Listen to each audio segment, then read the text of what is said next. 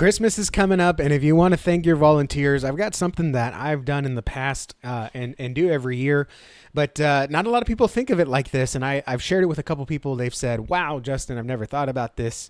It is a little bit more work, but let me tell you, the volunteers definitely see that you appreciate them. This is not just a generic gift giving strategy that I'm going to give you. It's not even a strategy, but just a tip of something that I've seen that really helps my volunteers feel super appreciated. And if we haven't met before, my name is Justin Nava. I founded Nava Church Marketing, and I help churches be known in their community.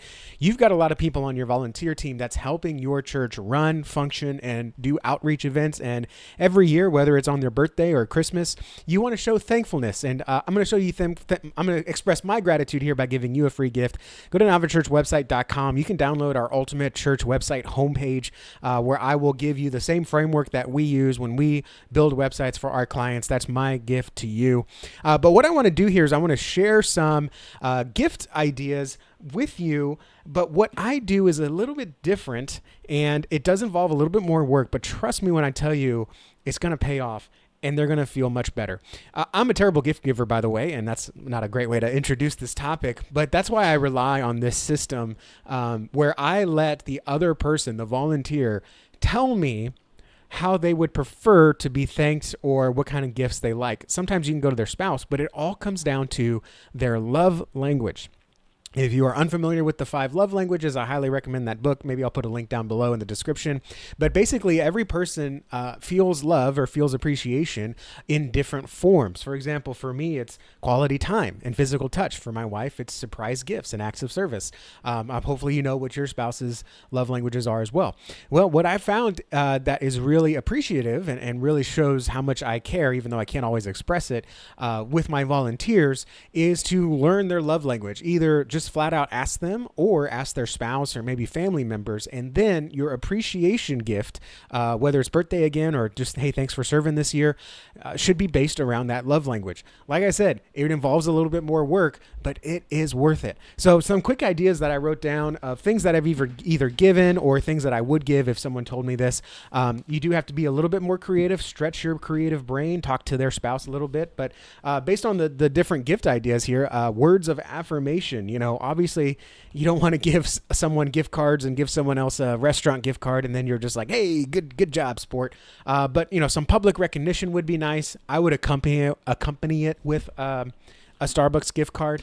But I would, from the stage or have the pastor, do a social media video, just say, hey, we want to thank all our volunteers. I especially want to thank this person who has the affirmation thing. Just, it's a little extra special touch for them. So some kind of affirmation, not only in person, but also in front of the congregation, and let the congregation celebrate this person with you. The other thing is acts of service. So I would, find ways to help this person. Hey, can I come give you a week, me and my wife will come babysit your kids. You can go out, or, hey, let me come take care of your flower bed. Let me go dig up some weeds for you. What can I help you with around the house? Maybe I'll wash their car or something like that. I mean, it's silly. I might even just give them a gift card for a car wash. I think that's something my dad likes to take care of his truck. So I got him a gift card for detailing because I can't exactly get over there and do it for him. Then you've got obviously receiving gifts. This is where someone like me is very easy for because I'm a nerd. So you know exactly what to get me: books, collectibles, Astros gear, stuff like that. Hint, hint.